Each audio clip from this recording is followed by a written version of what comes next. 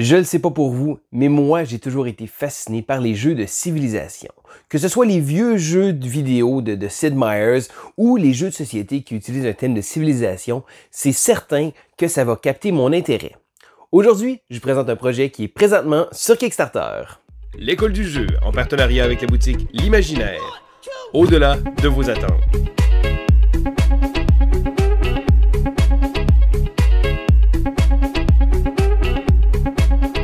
Bonjour et bienvenue à l'école du jeu, mon nom est Sylvain et aujourd'hui je vous présente le jeu Mosaïque. Alors Mosaïque est un jeu qui est présentement sur Kickstarter. D'ailleurs, je vous invite à aller regarder dans la description de la vidéo. Vous allez pouvoir voir le lien pour voir la campagne Kickstarter. Alors je tiens à remercier la compagnie Forbidden Games qui m'a gracieusement offert une copie du prototype du jeu. Donc je sais que c'est arrivé un peu tard dans la campagne est déjà entamée, mais finalement, bon, ils ont réussi à trouver une copie à m'envoyer. J'en étais très heureux parce que c'est un jeu que j'attendais avec impatience. J'avais vu l'annonce qui avait été faite il y a un bout de temps et je dirais que le designer Glenn Drover fait beaucoup de jeux que j'aime beaucoup. La compagnie Forbidden Games a d'ailleurs fait plusieurs excellents jeux dans les derniers temps. C'est une compagnie qui est relativement récente.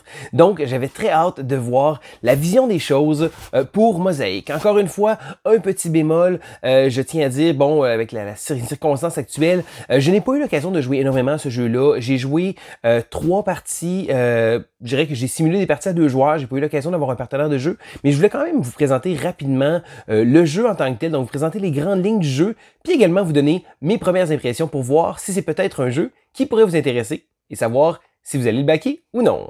Voici donc Mosaïque, A Story of Civilization. Alors, premièrement, je tiens à mentionner quelques petites choses. Ce que vous voyez là, ça se trouve être une copie prototype. Donc, c'est les composantes prototypes du jeu. Le design final, vous allez voir sur la campagne Kickstarter pour voir de quoi ça va avoir l'air. Donc, c'est certain que c'est un prototype, ça veut dire quelques petits éléments qui ont eu la vie dure. Je suis pas le premier à le recevoir. Il y a des petits personnages ici qui ont quitté leur socle, malheureusement.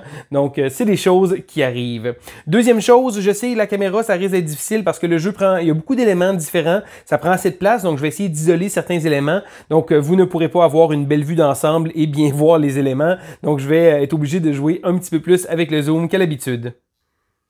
Et finalement, malheureusement, avec cette vidéo-là, vous ne saurez pas exactement toutes les règles du jeu, mais c'est pas le but de ma vidéo. Le but, c'est de vous montrer un peu le feeling du jeu pour voir si c'est un jeu qui peut vous intéresser, parce que la campagne est en cours présentement. Donc, qu'est-ce qu'on va faire dans Mosaïque? On va tenter de construire une civilisation.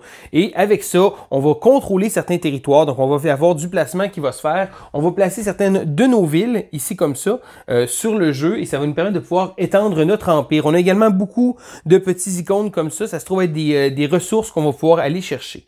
Mosaïque, à la base, est un jeu de sélection d'actions. Donc, quand c'est notre tour, on va sélectionner une action et on va la résoudre. Ensuite, c'est à l'autre joueur. Donc, le jeu est très rapide pour ce point-là parce que le but, c'est justement d'avoir un jeu qui est relativement simplifié. Donc, on va pouvoir choisir une des 8 actions que le jeu nous propose et ensuite, immédiatement après notre action, ça va être à l'autre joueur.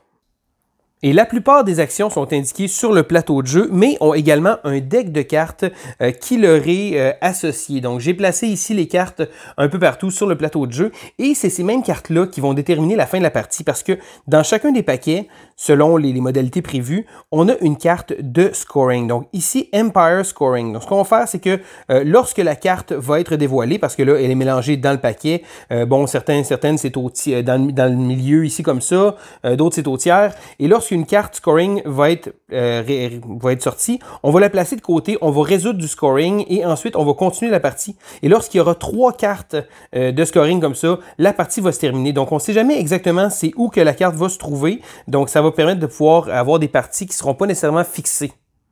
Ça va également favoriser à ce que les joueurs fassent un peu de toutes les actions. De cette façon-là, ça va pouvoir donner une espèce de timer au jeu naturel. Les joueurs vont également avoir un plateau de jeu individuel. Et là, les figurines servent à marquer des différentes ressources qu'on va avoir. Donc, sur notre plateau de jeu, on va voir, on a de la population. On a également des trade goods. Ça se trouve des petits jetons qu'on va ramasser, donc des petits tokens qu'on va ramasser tout au courant de la partie comme ça, qu'on va placer sur notre plateau. On a également la production de taxes, production de tarifs ici comme ça. On a également la production de nourriture, d'idées et de pierres. Et là, en début de partie, selon le personnage qu'on va avoir, Donc, exemple, ce personnage-là, je commence avec 5 de production d'idées comme ça. Donc, ici, mon petit personnage est à 5. On a également des ressources. Donc, pour les bienfaits de cette vidéo, j'ai choisi que ceux-là, c'était des 5 et ceux-là, c'est des 1. Mais vous avez juste regardé, comme je vous disais, pour les composantes finales. Donc, chacun des joueurs va commencer avec des choses différentes. D'ailleurs, je tiens à m'excuser, ces petits bonhommes-là, ils ont perdu leurs pieds. Donc, imaginez-vous que ça va être des beaux petits bonhommes quand même. Encore une fois, ce ne sont pas les composantes finales. C'est des petits bonhommes qui ont été imprimés. Chacun des joueurs va également avoir une panoplie de villes et d'unités. Donc, dans les unités, on a les cavaleries et les infanteries. Essentiellement, ça se trouve être la même chose, sauf qu'il va y avoir des technologies qui vont viser les infanteries, d'autres technologies qui vont viser les cavaleries. Donc, au courant de la partie, selon les technologies qu'on va rechercher, on va pouvoir faire différencier ces unités-là. On a également des villes, donc on a des villes comme ça, mais on a également des villages. Donc, des villages de ferme ici comme ça, des villages de recherche aussi comme ça. Et ça, c'est toutes des composantes qui vont arriver tout au courant de la partie. Une autre chose qui est très importante, ce sont les technologies. Là, en début de partie, chaque joueur va commencer avec certaines technologies, on va les drafter, mais si je vous montre les cartes en général, qu'est-ce que ça fait? Donc, souvent, lorsqu'on va rechercher une technologie, on va recevoir un bonus. Donc, exemple, j'aurais recherché ici la pêche, je vais recevoir plus 3 de production de nourriture, donc je pourrais monter mon petit jeton et le monter jusqu'à 3. Et là, chacune des technologies a différentes choses ici comme ça. Il y en a certaines qui vont avoir une icône ici. Cette icône-là veut dire que c'est un prérequis. Donc, je dois absolument avoir une icône comme ça de nourriture pour pouvoir la jouer. Et là, chacune des cartes va donner des icônes. Ça se trouve avec les différentes catégories de cartes qu'il va avoir. Et là, le jeu tourne autour beaucoup de ces icônes-là parce que ça va être souvent des prérequis, mais ça va être également des conditions pour pouvoir marquer des points et des choses comme ça. Donc, il y a 9 différentes choses qu'on va avoir, qu'on va pouvoir faire évoluer notre civilisation. Donc, vous voyez ici, là, cette carte-là, la philosophie nous donne 1 point pour chaque symbole scientifique comme ça. Et là, ça se trouve être des technologies de départ, mais le jeu vient avec énormément de technologies différentes dans le jeu. Mais il faut savoir que les technologies qu'on va avoir, les petits icônes ici comme ça, vont être très utiles tout au courant de la partie. Après le draft initial, également, les joueurs vont placer une ville. Et lorsqu'on va placer les villes, il y a des hexagones ici comme ça. Et lorsqu'on place une ville ou un village sur une icône comme ça, on va pouvoir le prendre. Donc, des fois, ça se trouve être des ressources. Donc, par exemple, ici, ce trésor-là veut dire que ça nous donne 9 roches. Mais sinon, ça peut être des jetons comme ça qu'on va placer sur notre plateau de jeu dans la section Trade Goods. Ça va servir au courant de la partie parce que selon le nombre qu'on a, on va pouvoir retirer certains bénéfices à l'occasion. Et là, on n'a pas besoin de construire de manière adjacente. Donc, exemple, si j'ai jamais construit une ville ici comme ça, la prochaine ville que je pourrais construire, je pourrais facilement la placer n'importe où sur le plateau de jeu. Donc, il n'y a aucun problème avec ça. Une autre chose qui est très importante, c'est les unités militaires. Et ça, c'est quelque chose que j'aime beaucoup d'ailleurs dans le jeu. Les unités militaires ne sont pas associées à un hexagone. Donc, ça veut dire que quand on va les placer, c'est comme si on les plaçait dans la région. Donc, ils occupent la région. On peut les placer en retrait si on le veut, mais il faut savoir que quand on les place, ça ne veut pas nécessairement dire qu'ils sont sur cet hexagone-là. Donc, c'est simplement que les unités militaires, et lorsqu'elles vont se déplacer, elles vont se déplacer de région en région. Dans le jeu, on va être également amené à aller peut-être chercher des gouvernements. Donc, il y a certaines tuiles de gouvernement ici comme ça qui vont demander d'avoir certains prérequis et ils vont demander de ce qu'on paye des idées. Donc, il va falloir, si on le désire, quand changer de gouvernement, avoir certains prérequis. Et là, si jamais on décide pendant la partie de changer de type de gouvernement, à ce moment-là, on va retourner le gouvernement qu'on avait pour en prendre un nouveau. Et là, en arrière de ces tuiles-là, se trouve à être une habilité spéciale. Donc, par exemple, la tyrannie pendant l'Empire Scoring. Donc, quand je parlais des cartes, on va scorer 1 point par région qu'on contrôle. Donc, idéalement, c'est de contrôler le plus de régions possible. On a également en haut toutes des cartes qui vont servir de bonus. Donc, exemple, je prends cette carte-là, civilisation urbaine. Le premier joueur à avoir 5 villes va pouvoir prendre cet achievement-là. Ça va donner 6 points de victoire. Donc, ça se trouve être, donc, par exemple, des villes qu'on va avoir, de la population. Mais on a également, ici comme ça, des Golden Age. Et les cartes de Golden Age, eux, contrairement avec des conditions précises, sont requises avec les conditions, c'est les icônes. Donc, si jamais on a 6 de ces icônes-là, on va pouvoir récupérer le Golden Age of City States et ça va nous donner un bonus, en plus de donner des points de victoire à la fin de la partie. On va être amené également à rechercher des merveilles. Et là, les merveilles qu'on va pouvoir construire éventuellement pendant la partie, donc par exemple ici, vont nous donner des bonus, donc 4 points de victoire pour chaque région qui est contrôlée. Et là, ils viennent également avec des miniatures. Je sais que sur Kickstarter, ils offrent une version sans miniature, donc avec des tokens, et une version avec des minis. Donc, je vous parlais du fonctionnement du jeu. Comme je vous expliquais, le jeu, on choisit une des 8 actions. Et là, les actions, comme je le disais, sont représentées souvent sur une section du plateau de jeu qu'on va voir ici. Donc, par exemple, je prends l'action Build. Donc, l'action construire là, certains qu'on ne le verra peut-être pas très bien, mais on peut toujours construire ici une ville. Une ville simple, si on le désire, construire une ville portuaire ou construire un village. Mais souvent, ce ne sera pas nécessairement la meilleure option parce qu'il y a des cartes. Et là, la rivière de cartes qu'il y a ici est très importante. C'est les choses qui vont nous donner des bonus. Et là, souvent, on a un avantage parce que oui, on pourrait construire une ville, mais on va placer une de nos villes sur le plateau de jeu. Mais idéalement, si on a une ville sur le terrain ici comme ça, donc là, je vais vous montrer certaines cartes ici comme ça. Donc, des fois, ils vont nous proposer des villages. Donc, Farm Town ici comme ça. Capital City, donc des fois, c'est des villes. Port City ici comme ça. Donc, selon les cartes qu'il va avoir de disponibles, les joueurs vont avoir différents choix. Et l'avantage souvent d'avoir des cartes comme ça, c'est qu'on va pouvoir justement avoir des icônes et avoir des cartes qui vont nous donner des bonus pendant la partie. Donc oui, on peut construire des villes, on peut construire également des projets, comme je vous montrais le projet hospitalier, mais il y a également un paquet de petites choses comme ça qu'on va pouvoir construire. Donc on va pouvoir payer les ressources de manière à pouvoir construire ces choses-là. Une autre chose qu'on va pouvoir faire, c'est construire une merveille du monde. Donc je vous ai montré tantôt les différentes merveilles du monde. Encore une fois, ça nous coûte 20 roches plus 5 de nourriture. Et là, plus on va vouloir construire des merveilles de plus, et plus ça va nous coûter cher en ressources. La prochaine action qu'on peut faire, c'est la technologie. Donc, un peu comme l'action de construire, on a une rivière de cartes comme ça ici. Et là, on va pouvoir sélectionner une technologie, encore une fois ici comme ça, et il va nous donner des bonus. Il faut savoir que si jamais on n'a pas les prérequis, donc exemple, je voudrais vraiment avoir le currency comme ça ici, mais je n'ai pas les prérequis, je peux quand même l'acheter. Mais lorsque je vais la placer sur mon plateau de jeu, je ne pourrai pas recevoir les bonus et je vais la placer face cachée comme ça. Donc, à n'importe quel moment donné que j'ai les conditions qui sont remplies, je vais pouvoir la révéler, recevoir les bonus, mais avoir aussi accès aux icônes comme ça. Donc, c'est certain que les technologies vont être très utiles tout au courant de la partie. Une autre action, l'action militaire. Donc, l'action militaire va nous permettre de pouvoir recruter. Donc, pour 10 ressources, en fait 10 argent, on va pouvoir recevoir une unité, donc choisir une cavalerie ou une infanterie. On va également pouvoir les bouger. Donc, pour 1 $ par unité, on va pouvoir les déplacer. Et là, lorsqu'on déplace nos unités, on peut déplacer autant d'unités qu'on le désire, mais on ne peut les déplacer que d'une seule région. Donc, ça va être toujours impossible de pouvoir se déplacer de 2 régions au courant du même tour. On a également l'action taxe, donc taxe et tarif. On va pouvoir choisir une des 2 cartes disponibles. Donc des fois, c'est des cartes de taxe, mais il y a également des cartes tarifs comme ça ici qui sont placées. Et lorsqu'on va récupérer ces cartes-là, on va pouvoir recevoir les bonus. Donc par exemple ici, on va recevoir en argent le niveau de notre population, plus ce nombre d'icônes-là, plus la tax production qu'on a sur notre plateau de jeu, parce qu'on a des sections qui servent à ça, et on va garder la carte devant nous. Le dernier élément ici que je ne vais pas parler, c'est Unrest. Donc c'est certain que si on taxe nos habitants, ils ne seront pas nécessairement contents. Donc, le Unrest, on va les garder. À la fin de la partie, c'est des points négatifs qu'il va avoir. Donc, c'est certain que plus on va en avoir, il va falloir faire attention. Mais par exemple, il y a certaines merveilles qui nous permettent de pouvoir retirer du Unrest. Donc, par exemple, le Colisée, je prends un exemple ici comme ça. À la fin de la partie, on va enlever 6 Unrest. Donc, ça va nous permettre de pouvoir peut-être aller chercher un peu plus de taxes. Une autre des actions, c'est de prendre une carte population. Et là, les cartes population vont nous permettre d'avoir un petit peu plus de population sur notre plateau. Donc, par exemple, ici, on va payer 12 nourritures pour recevoir plus 2 de population sur notre plateau de jeu. Et finalement, la dernière action, c'est Work. Donc, de faire travailler nos villageois de manière à produire des ressources. Donc là, lorsqu'on va faire Work, on va sélectionner une des ressources du jeu. Donc, on ne peut jamais travailler pour de l'argent. L'argent est reçu à travers les taxes. Mais on va pouvoir choisir soit la nourriture, soit des idées, ou soit de la pierre. Et là, qu'est-ce qu'on va faire? On va additionner le nombre de notre population. Donc, la population plus la production ici. Donc, par exemple, si je voudrais produire de la nourriture, ici, j'ai 5 et ici, j'ai 0. Donc, je vais produire 5 de nourriture.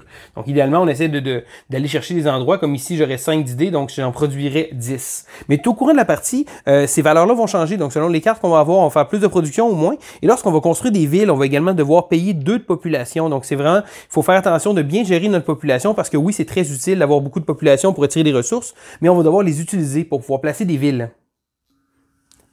L'argent dans le jeu va servir principalement chaque fois qu'on veut utiliser n'importe quelle ressource du jeu, on peut, si on désire, payer 2 pièces d'or pour pouvoir retirer. Donc, par exemple, j'aurais besoin de 3 de nourriture. Je pourrais, si je le désire, payer 6 $ et ça pourrait servir. Donc, l'argent va être vraiment très utile pour ça. Donc, je reviens au plateau général. Donc, en gros, c'est ça le jeu. On choisit une des 8 actions, on la résout, c'est à l'autre joueur. Mais vous allez remarquer que j'ai pas parlé de combat en tant que tel, donc des unités qui s'attaquent. Et non, il n'y a pas d'action de combat. Donc, ce qu'on va faire, c'est que certaines technologies vont pouvoir nous permettre, donc il va y avoir des technologies militaires qui vont nous permettre de pouvoir enlever des unités de combat à l'autre joueur, mais il n'y a pas de combat proprement dit. Là, on ne pourra pas simplement déplacer nos unités pour les attaquer. Il y a une chose qui est intéressante, c'est lors des phases de scoring. Et là, c'est là que j'y arrive. Ce qu'on va faire lorsqu'une carte scoring, encore une fois, les cartes qui ont été placées comme ça ici, dans certaines portions. Et lorsqu'il va y avoir une zone de scoring, on va pouvoir marquer des points selon l'influence qu'on a. Et là, l'influence va être calculée dans chacune des zones. Chacune des villes va donner 2 d'influence. Chacune des unités militaires va donner 1 d'influence. Et chacune des merveilles va donner 2 d'influence. Donc, on va calculer le total. En cas d'égalité, tous les joueurs reçoivent les bénéfices. Et là, le joueur qui va avoir le plus d'influence va pouvoir marquer des points. Et là, va marquer un nombre fixe de points plus 1 point pour chacune des villes qui se trouvent à avoir dans la zone. Mais là, qu'il y a directement dans la zone. Donc, peu importe à qui appartiennent les villes. Donc, par exemple, le joueur rouge aurait 3 villes, puis le joueur jaune en aurait 2. Donc, il ferait les points plus 5. Donc, excusez, il fait 3 points plus 1 point pour chacune des villes. Le joueur qui va être second va faire un 2 points, donc il ne sera pas bonifié par les villes. Donc, c'est uniquement 2 points pour le second joueur. Donc, on va calculer chacune des régions comme ça lors de cette phase-là pour pouvoir retirer des points. Certains joueurs vont également avoir des technologies qui vont leur permettre de pouvoir justement retirer plus de points. Et là, comme je l'expliquais, lorsque 3 de ces cartes-là qui vont être sorties des différents decks, parce qu'il y en a une dans chacun des decks, lorsque 3 cartes vont être sorties, on va procéder au scoring final. Donc à la fin de la partie, chaque ville va nous donner 2 points et chaque village va nous donner 1 point. Et là, je vous ai parlé tantôt de l'influence. Donc lorsqu'on place des villages, les villages, eux, ne comptent pas pour l'influence, mais ils vont marquer 1 point de victoire à la fin de la partie. Donc chacune de nos merveilles vont également nous donner des points. Si on a réussi à avoir des cartes également de Golden Age, ou d'être les premiers à avoir certaines milestones, on va pouvoir faire des points. Bon, il y a certains projets, certaines technologies qui vont donner des points selon les icônes. Et là, il y a beaucoup de choses qui vont être faites à partir de ces icônes-là. Donc, ça va être bien important de bien regarder les icônes qu'on a besoin. Et également, à la fin de la partie, comme je vous parlais, pour les cartes Unrest, on va perdre des points selon le niveau de taxation, le niveau de Unrest qu'on va avoir. On va calculer les points et le joueur avec le plus de points a remporté la partie. Ça fait le tour des règles de Mosaïque. En fait, un aperçu du jeu, parce que non, je ne suis pas allé dans le détail dans toutes les règles, mais je voulais vous présenter, comme dans une vidéo assez courte, justement, le concept du jeu, pour voir si c'est un feeling de jeu que vous allez apprécier. Donc, maintenant, mes premières impressions. Encore une fois, je me répète, j'ai pas eu l'occasion de jouer avec d'autres personnes. J'ai simulé des parties à 2 joueurs que j'ai joué. J'ai très hâte d'ailleurs de l'essayer à plusieurs joueurs. Je pense que c'est le genre de jeu qui risque d'être très intéressant. Mais mes impressions vont aller sur, justement, le peu de parties et d'expériences de jeu. Donc, premièrement, je tiens à vous le dire, j'ai beaucoup aimé le jeu. Donc, je vous l'expliquais en préambule, le thème de civilisation est un thème qui me plaît beaucoup. Et je dirais que le concept de ce jeu-là, il nous propose un jeu de civilisation qui se joue aux alentours de 2 heures. Bon, c'est le pitch de vente. Mes parties ont tous duré aux alentours de, je dirais, entre 1h20 à 1h40, donc à 2 joueurs. C'est certain que j'y allais un peu sur le feeling, mais encore une fois, de prévoir 2 stratégies différentes, donc 2 plans de match si on veut. Ça demande un peu plus de réflexion. Donc je dirais que je pense que le temps de jeu doit être quand même pas pire parce que avec les notions comment ça fonctionne pour les scoring, donc que les cartes soient dans les différents decks, ça veut dire que peu importe le nombre de joueurs, le temps de jeu risque d'être relativement similaire. Donc, qu'est-ce que j'aime dans ce jeu-là? Parce que oui, c'est un jeu que j'aime beaucoup, j'ai bien apprécié mes parties. Je dirais que c'est surprenamment simple. C'est un jeu de civilisation qui nous amène un paquet de concepts, donc le positionnement sur le plateau, les différentes technologies, le concept de la religion aussi qu'on va pouvoir choisir, en fait, pardon, pas la religion, mais le gouvernement qu'on va pouvoir choisir. Donc, selon le type de gouvernement qu'on va pouvoir choisir, ça va changer différentes choses. Mais essentiellement, c'est pas un jeu qui est très compliqué. C'est ça que j'ai aimé, la simplicité, parce qu'à notre tour, on fait une des 8 actions suivantes. C'est aussi simple que ça, notre tour est très rapide. Si pendant le tour des autres, on prévoit un peu nos choses, les tours sont très très rapides et je pense que j'ai vraiment aimé ce concept-là, d'avoir un jeu, un concept de civilisation avec des décisions qui sont rapides, qui sont simplifiées. C'est pas un jeu qui mise également beaucoup sur la conquête militaire. Et là, je m'explique parce que j'aime beaucoup construire dans les jeux de civilisation et la destruction, je suis un peu moins fan. Je vais rarement aimer me faire détruire ma civilisation dans des jeux vidéo, des choses comme ça. Et admettons que je joue à un jeu comme Clash of Culture qui, ultimement, va toujours finir en espèce de confrontation militaire parce que oui, on va construire notre technologie, des choses comme ça, mais à un moment donné, on va se rendre compte que si l'autre suit pas au côté militaire, ça va être l'occasion de l'aller attaquer. C'est correct. Il y a des jeux qui sont faits pour ça. Tandis que ici, dans Mosaïque, L'implication militaire est moins grosse. Oui, c'est important quand même parce que ça va être important pour pouvoir contrôler, avoir de l'influence sur les différentes zones. Il y a également des cartes de technologie qui vont nous permettre de pouvoir vaincre des unités militaires des autres joueurs. Donc, il n'y a pas une absence complète de combat. Mais je dirais qu'on ne peut pas simplement créer des unités pour se déplacer, pour aller attaquer l'autre joueur, aller attaquer les villes. Donc, quand on a créé une ville, la ville va rester là, on ne pourra pas la détruire. Donc, je dirais que l'élément de construction, l'élément de construire une civilisation est beaucoup plus présent que de démolir celle-là d'une autre. Et pour ma part, j'ai vraiment aimé ça dans ce jeu-là. Je sais que pour certaines personnes vont dire « Ouais, mais c'est pas un jeu de civilisation, on peut pas s'attaquer, on peut pas détruire l'autre. » C'est correct, on le prend comme on veut. Ça reste un jeu de civilisation en dedans de 2 heures. Donc, c'est certain qu'on n'aura pas le même feeling qu'on a avec une espèce de jeu énorme, d'un jeu qui peut prendre 4 heures, des choses comme ça. Mais je pense que d'avoir simplifié les choses et le thème de civilisation est beaucoup plus présent que pour un jeu comme Tapestry, par exemple. Parce que Tapestry, un jeu que j'ai aimé, le thème est très plaqué. On n'a pas vraiment l'impression. Tandis que ici, j'ai vraiment aimé ça de construire mes différentes choses. Il y a une chose que j'ai aimé aussi du jeu, c'est l'aspect tableau building. Donc, on va construire notre tableau avec les icônes. C'est drôle parce que j'ai eu un petit feeling de Terraforming Mars. Et là, non, c'est 2 jeux complètement différents qui utilisent des mécanismes différents, mais j'ai vraiment aimé le fait d'avoir à chercher certaines icônes et là, certaines conditions de pointage qu'on va pouvoir faire si on a 6 icônes. Et j'ai remarqué qu'à un moment donné, quand on a 3, 4 d'une sorte, là, on va commencer à chercher un peu plus les cartes pour pouvoir aller chercher les cartes de pointage comme ça. On peut également avoir du contrôle un peu sur ce qui va se passer parce que, étant donné que les cartes de scoring sont cachées dans différents decks, des différentes de technologies, de construction, de population, de taxes. Donc, si on désire, on va pouvoir essayer de pousser un peu plus. Donc, par exemple, les cartes de population et de taxes, il y en a beaucoup moins que les technologies et les bâtiments. Ça va faire en sorte que si on décide de prendre la même action 2-3 fois, ben on a plus de chances de faire sortir les points. Et encore une fois, c'est peut-être une bonne chose. Si on a une bonne position sur le plateau de jeu, on va marquer beaucoup de points. C'est peut-être le temps d'essayer de creuser un peu plus pour pouvoir avoir le scoring. Mais ça reste qu'on peut pas nécessairement contrôler la fin de partie comme on le désire parce que oui, on peut essayer de chercher d'avancer ça, mais on saura jamais exactement c'est quand ça va se terminer la partie parce qu'il va falloir trouver cette troisième carte de scoring-là. Donc, j'ai vraiment aimé ce côté-là, le fait de l'espèce d'une petite incertitude qu'on a sur la fin de partie. Ça permet qu'on peut pas nécessairement trop prévoir les choses.